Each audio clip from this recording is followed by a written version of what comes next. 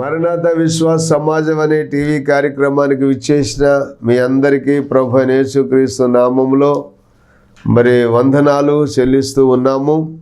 దేవదేవుడు తన భక్తుల జీవితాల్లో అద్భుతాలు చేస్తూ ఆశీర్వదిస్తున్నటువంటి దేవుడిగా ఉన్నాడు కనుక మరొకసారి మరలా మనం లేఖనాల్లో దేవుని యొక్క వాక్యాన్ని ధ్యానిస్తూ ఉన్నప్పుడు అపోస్తలుల కార్యము 10వ అధ్యాయము 5,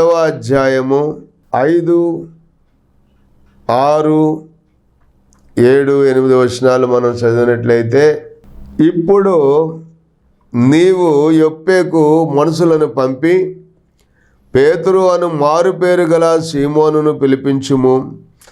అతడు సముద్రపు దరినున్న సీమోనను ఒక చర్మకారుని ఇంట దిగి ఉన్నాడని అతనితో చెప్పెను. అతనితో మాట్లాడిన దూత వెళ్ళిన పిమ్మట అతడు తన ఇంటి పనివారిలో 2 తన యొద్ద ఎల్లప్పుడూ కనిపెట్టుకుని ఉండువారిలో భక్తిపరుడగు ఒక సైనికుని పిలిచి ఈ సంగతులన్నీ వారికి వివరించి వారిని యొప్పేకు పంపెను అనే మాటను మనం చూస్తున్నాం. ప్రియమైన దేవుని బిడ్డలారా, దేవుని యొక్క దూత చెప్పినటువంటి మాటలు ఏంటి అంటే, నీ ప్రార్థనలు నీ ధర్మకార్యాలు దేవుని సన్నిధికి జ్ఞాపకార్థముగా చేరినవి మంచిదే, కానీ నీవిప్పుడు యొప్పేకు మనుషుల్ని పంపి పేతురు అను మారుపేరు గల సీమోనును పిలిపించు అని చెప్పాడు.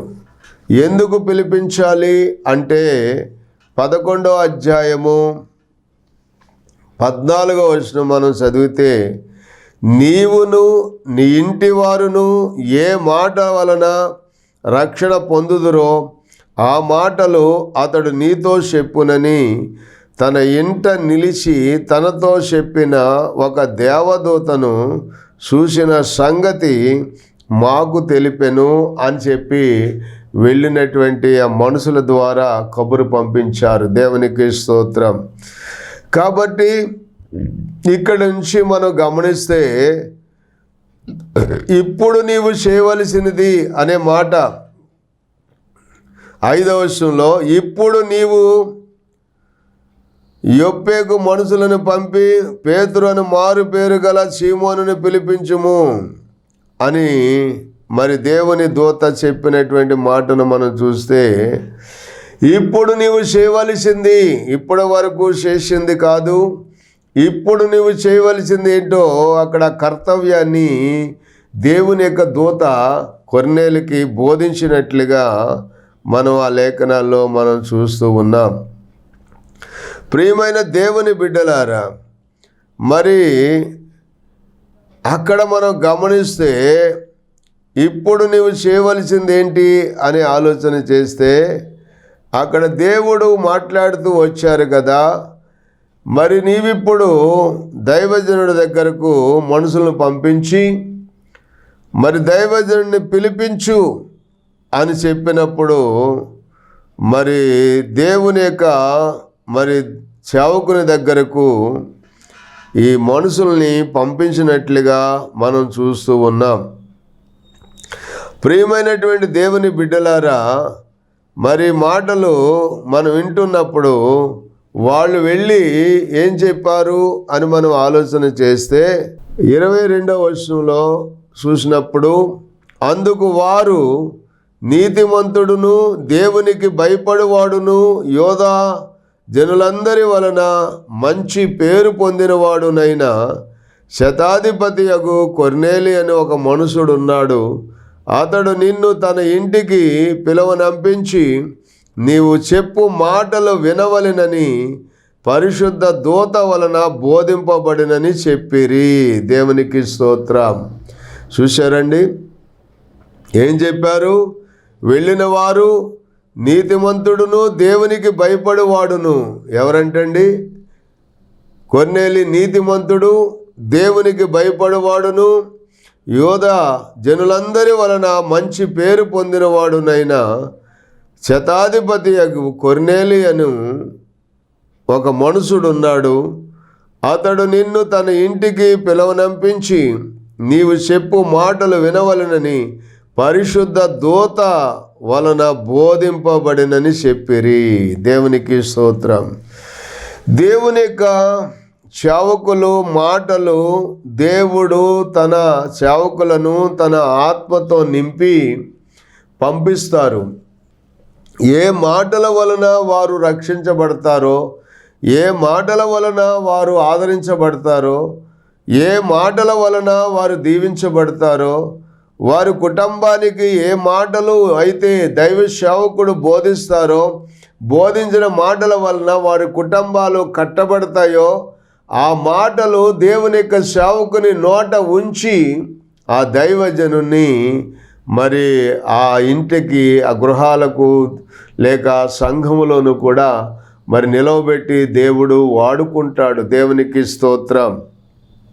అందుకనే ఏ మాటల వలన అక్కడ రాయబడి ఉంది చూడండి, మరి ఏ మాటల వలన వారు ఆదరించబడతారో, ఏ మాటల వలన వారు దీవించబడతారో ఆ మాటలు, ఆ దైవజనుడు చెప్పు మాటలు వినవలెనని చెప్పి పరిశుద్ధ దూత వలన వారు బోధింపబడ్డారు అని చెప్పి మాటలు మనం చూస్తూ ఉన్నాం. ప్రియమైన దేవుని బిడ్డలారా, ఈ రోజున కొంతమందిని మనం చూస్తూ ఉన్నాం. దేవుని యొక్క సేవకుల మాటలు,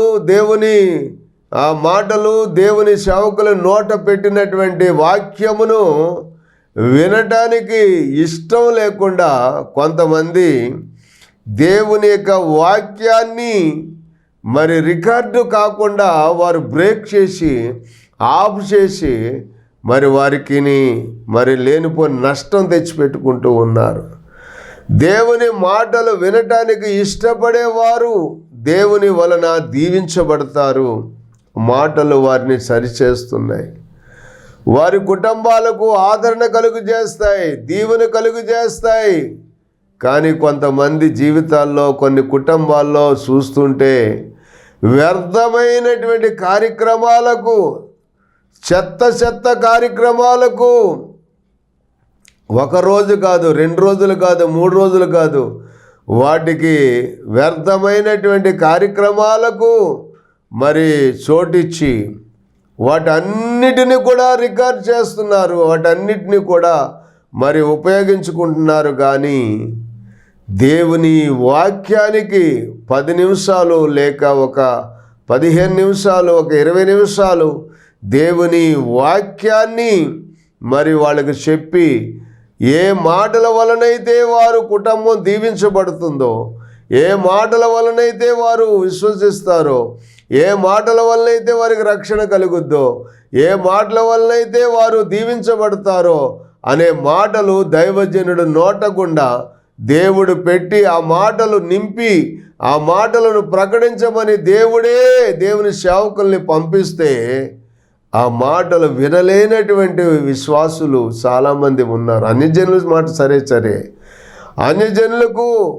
అన్యజనులకు వేరే విషయం అది. అన్యజనులు వింటే వింటారు, లేకపోతే లేదు. వాక్యాన్ని వినేటువంటి విశ్వాసులు కూడా, నమ్మకమైనటువంటి విశ్వాసులు కూడా, ఎంతో కాలం నుంచి భక్తిలో ఉన్నవారు కూడా దేవుని వాక్యాన్ని వినటానికి మనసు లేని వారిగా ఉంటూ ఉన్నారు. బిడ్డలారా, ఇది చాలా శోచనీయం కదా. దేవుని యొక్క వాక్యానికి చోటు పెట్టి దేవుని మాటలు వినటానికి మనసు విప్పి హృదయం తెరవబడినందువల్ల ఆనాడు సముద్ర తీరమున మరి దేవుని యొక్క వాక్యాన్ని బోధించడానికి, దేవుని మాటలు చెప్పడానికి వెళ్ళినటువంటి పౌలు భక్తుని యొక్క మాటలు వినిన లూదియా హృదయము తెరవబడిందని రాయబడింది. దేవునికి స్తోత్రం. అపోస్తల కార్యం 16వ అధ్యాయము 13వ వచనం దగ్గర నుంచి మనం చదివితే, విశ్రాంతి దినమున గవని దాటి నది తీరమున ప్రార్థన జరుగుననుకొని అక్కడికి వచ్చి కూర్చుండి కూడి వచ్చిన స్త్రీలతో మాట్లాడుచుంటిమి. అప్పుడు లూదియాను దైవభక్తి గల ఒక స్త్రీ వినుచుండెను. ఆమె ఓదా రంగు పొడిని అమ్ము తూయితేర పట్నస్తురాలు. ప్రభు ఆమె హృదయమును తెరిచెను గనుక పౌలు చెప్పిన మాటల యందు లక్ష్యముంచెను. హల్లెలూయా. ఏం చేసిందండి? పౌలు చెప్పిన మాటల యందు ఆమె లక్ష్యముంచెను. ఆమెయును ఆమె ఇంటి వారును బాప్తిస్మం పొందినప్పుడు ఆమె, నేను ప్రభువునందు విశ్వాసము గలదానినని మీరు ఎంచితే నా ఇంటికి వచ్చి ఉండుడని వేడుకొని మమ్మును మరి బలవంతం చేశాను అనే మాటను మనం చూస్తున్నాం. గమనించారా? భక్తి కలిగినటువంటి బిడ్డలు దేవుని మాటలు వింటారు. భక్తి లేని వారు మరి దేవుని మాటలు వినలేరండి. అందుకనే శ్రద్ధాభక్తులు కలిగి దేవుని మాటలు వినాలని దేవుని వాక్యం మనకు బోధిస్తూ ఉన్నారు. అందుకని దేవుని వాక్యంలో మరి ఇక్కడ మనం గమనిస్తే కొర్నేలి ఇంటికి వెంటనే నిన్ను పిలిపించాను, నువ్వు వచ్చినది మంచిది అని చెప్పి కొర్నేలి అంటాడు. 33వ వచనంలో మనం చదివితే అక్కడ ఏమనుందంటే, ఎప్పుడైతే దేవుని దూత నాతో మాట్లాడారో, మాట్లాడిన వెంటనే నేను నిన్ను పిలిపించాను, నీ వచ్చినది మంచిది అన్నాడు. దేవునికి స్తోత్రం. నీ వచ్చినది మంచిది. దేవుని యొక్క సేవకులు, మరి భక్తి కలిగినటువంటి సేవకులు మన గృహాలకు ఇంటికి రావటం మంచిది. మరి దేవుని యొక్క సేవకులు, భక్తి కలిగిన సేవకులు మన ఇంటికి రావటం మంచిది. దైవజనుడైనటువంటి ఎలీషాను సునేమురాలు మరి ఆ ఇంటికి ఆహ్వానించి ఆయన చెప్పు మాటలు వినవలెనని ఆ కుటుంబంలోనికి ఆహ్వానించిన సందర్భాన్ని మనం చూస్తూ వచ్చాం. మరి అలాగున దైవజనుడు, భక్తి కలిగిన దైవజనుడని నేను ఎరుగుదును అని చెప్పి కూడా ఆ ఇంటి వారితో, తన భర్తతో కూడా ఆమె చెప్పటం ఆ వాక్యంలో మనం చూస్తాం. మరి అలాంటి భక్తి కలిగిన దైవజనుడు ఆ ఇంటికి వచ్చినప్పుడు ఏం జరిగిందంటే, ఆ ఇంట్లో ఉన్నటువంటి కొదువ ఏంటో గుర్తించాడు, ఆ కొరతను తీర్చాడు. ఆ ఇంట్లో ఆమెకు సంతానం లేకపోతే మరి ప్రార్థన చేసి మరలా తిరిగి ఆ కుటుంబానికి సంతానం కలిగేటట్లుగా ప్రార్థించినప్పుడు మరి దేవుడు ఆమె గర్భాన్ని తెరిచాడు. చక్కటి బిడ్డను ప్రసవించింది, కన్నది ఆమె. దేవునికి స్తోత్రం. కనుక ప్రియమైన దేవుని బిడ్డలారా, భక్తి కలిగినటువంటి ఆ దైవ సేవకుల్ని మన గృహాల్లోనికి ఆహ్వానించాలి. భక్తి కలిగిన దైవ సేవకుల ద్వారా మనం దీవించబడతాం, మన కుటుంబాలు దీవించబడతాయి.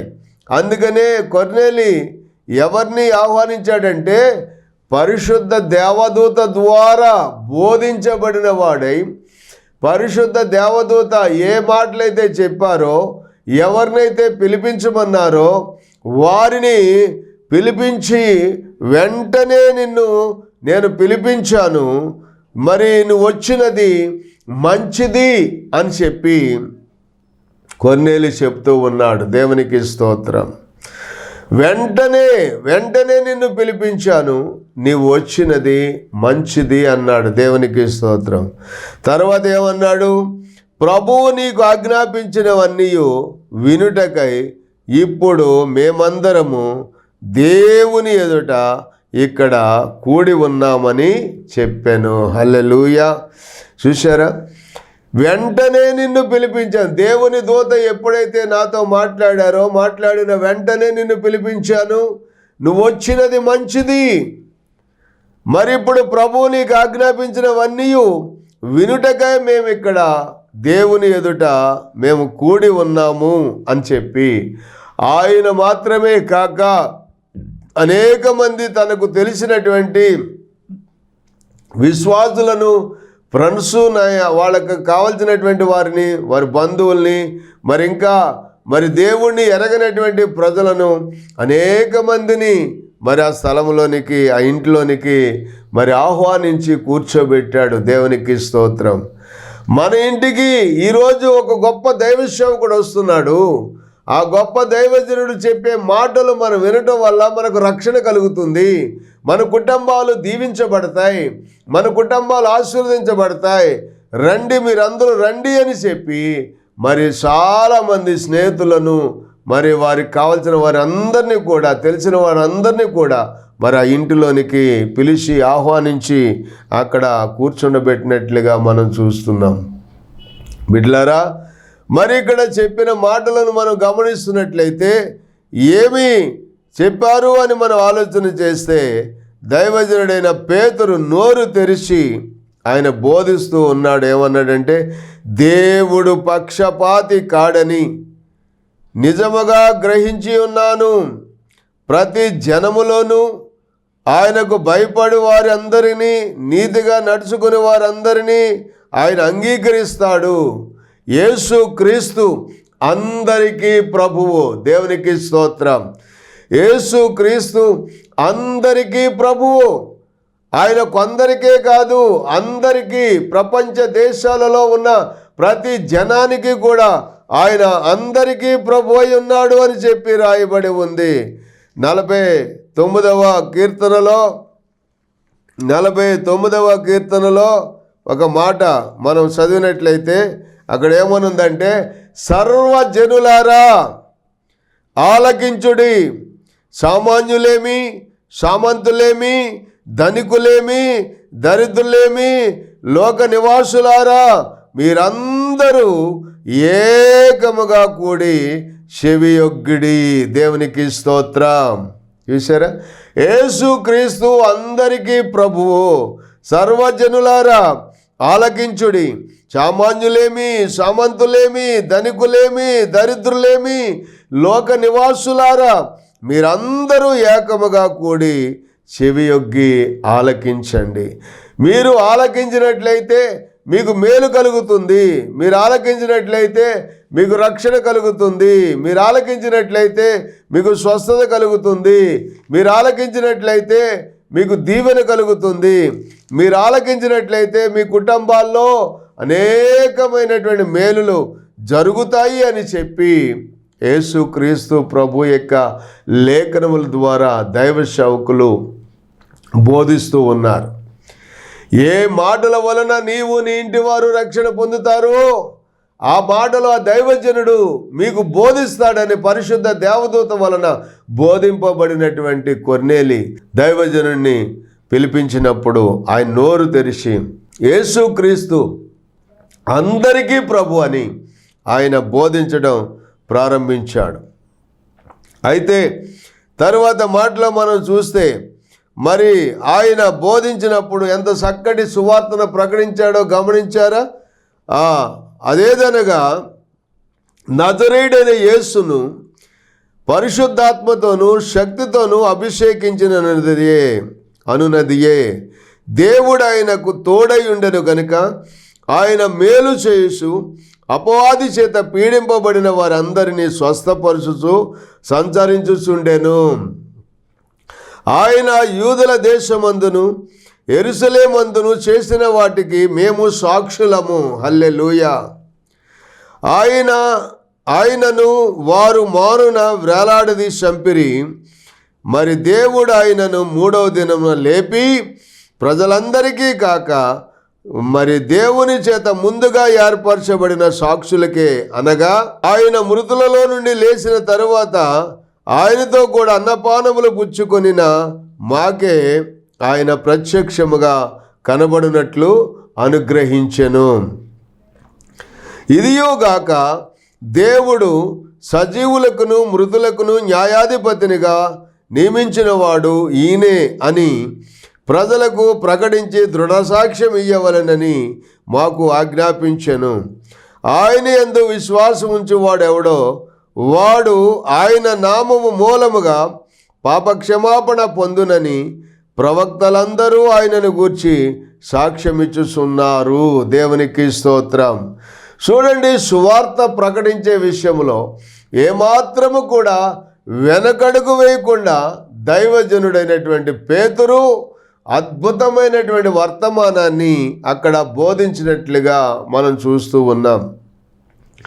పెంతెకొస్తు దినాన్న పరిశుద్ధాత్మను పొందినటువంటి పేతురు మొట్టమొదటిసారిగా ఆయన సువార్తమానము బోధించినప్పుడు ఇంచుమించు మరి ఆ దినమున 3,000 మంది రక్షణ పొంది సంఘములో చేర్చబడ్డారు అని చెప్పి మనం చూస్తూ ఉన్నాం. ఎందుకంటే పరిశుద్ధాత్మ దేవుడు ఆయన నోటిని నింపి ఏ మాటల వలన ప్రజలకు రక్షణ కలుగుతుందో, ఏ మాటల వలన ఏ కుటుంబానికి దీవెన కలుగుతుందో, ఏ మాటల వలన కుటుంబాలు స్వస్థత పొందుతారో, ఏ మాటల వలన దేవుని సన్నిధిలో ఆశీర్వదించబడతారో ఆ మాటలు దైవజనుడు నోట ఉంచి దేవుని సేవకుడిని నింపి పంపిస్తున్నాడు దేవుడు. దేవునికి స్తోత్రం.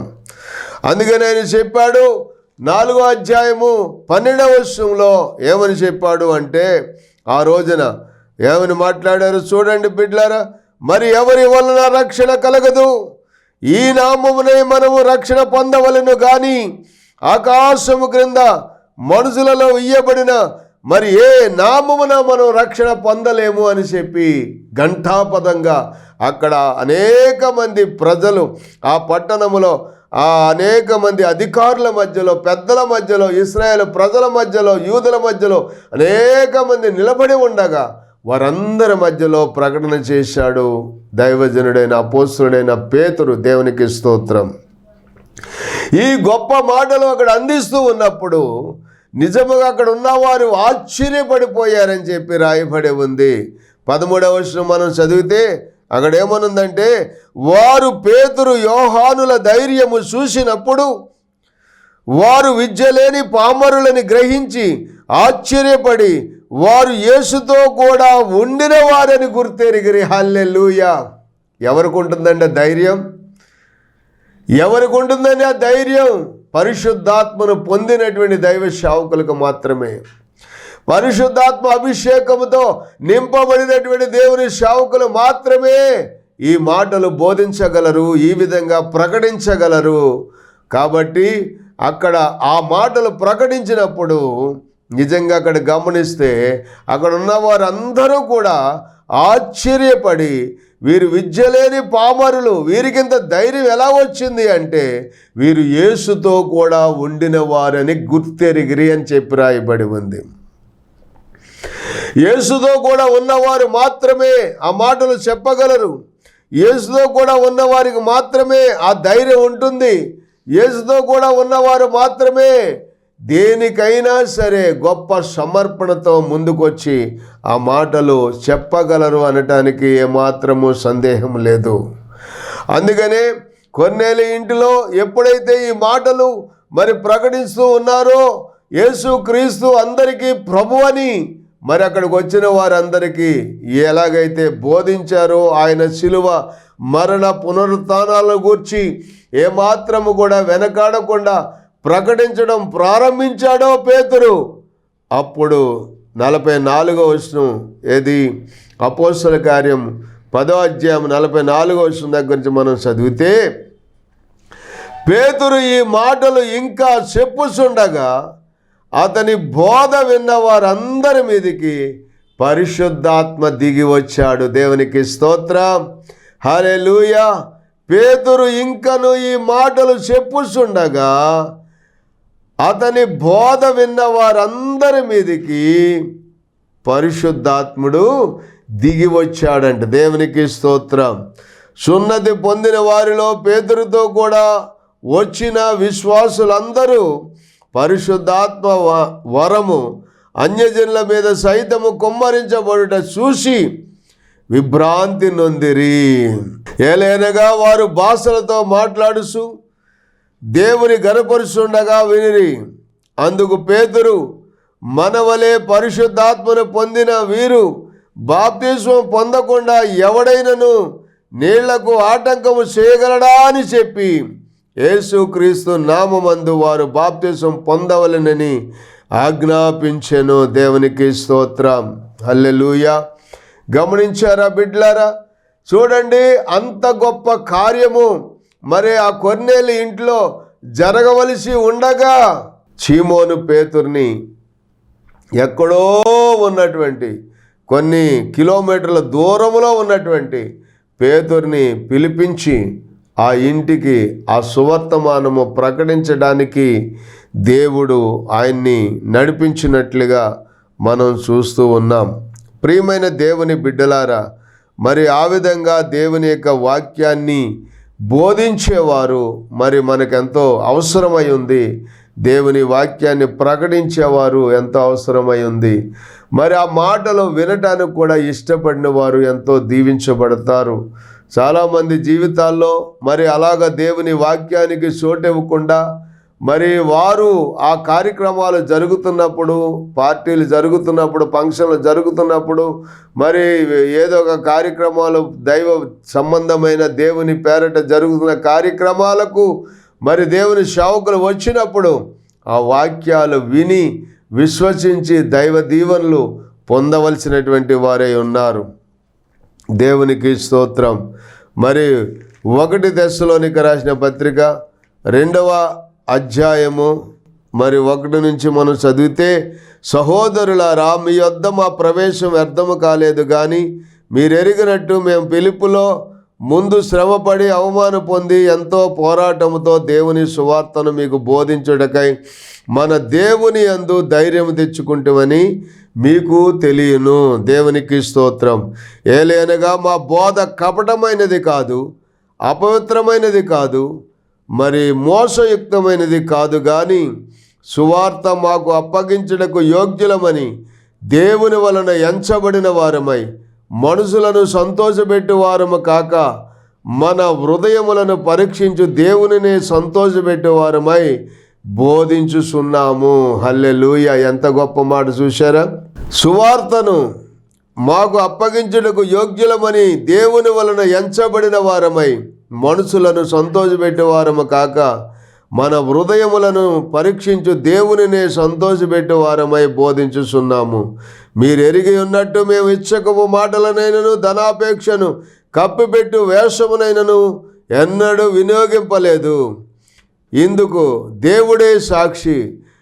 మరియు మేము క్రీస్తు యొక్క అపోస్తలులమై ఉన్నందున అధికారము చేయుటకు సమర్థులమై ఉన్నను మీ వలననే కానీ ఇతరుల వలననే కానీ మనుషుల వలన కలుగు ఘనతను మేము కోరలేదు. అయితే సంజపానమిచ్చు తల్లి తన సొంత బిడ్డను గారవించినట్లుగా మేము మీ మధ్యన సాధువులమై ఉంటిమి అన్నాడు. దేవునికి స్తోత్రం. కాబట్టి బిడ్డలారా, దేవుని సన్నిధిలో మరి పౌరుషం కలిగి, రోషం కలిగి, భక్తి కలిగిన దైవ సేవకులను మీరు పిలవండి. దేవుని యొక్క సన్నిధానంలో దేవుని మాటలు వినండి. పరిశుద్ధ దేవదూత ద్వారా బోధించబడినప్పుడు మరి ఆ మాటలకు లోబడి కొర్నేలి వెంటనే ఆ దైవజనుని పిలిపించి ఆ కుటుంబానికి ఆశీర్వాదం, తనతో వచ్చిన వారందరికీ ఆశీర్వాదం తెచ్చుకున్నాడు. అట్టి కృప దేవుడు మీకు, మీ కుటుంబాలకు దేవుడు అనుగ్రహించును గాక. ఆమెన్. ప్రార్థన. తండ్రి, మీకు వందనాలు. నీ బిడ్డలను ఆశీర్వదించండి, వారి కుటుంబాన్ని దీవించండి. కొర్నేలి ఇంటిని దీవించిన వాడా, ఈ కుటుంబాలు దేవుని వాక్యం వినుస్తున్నటువంటి కుటుంబాలలో నీ ఆశీర్వాదం సమృద్ధిగా అనుగ్రహించి అందరినీ పరిశుద్ధాత్మ శక్తితో నింపి దీవించండి. యేసు నామములో ప్రార్థిస్తున్నాం పరమ తండ్రి. ఆమెన్. వందనాలు.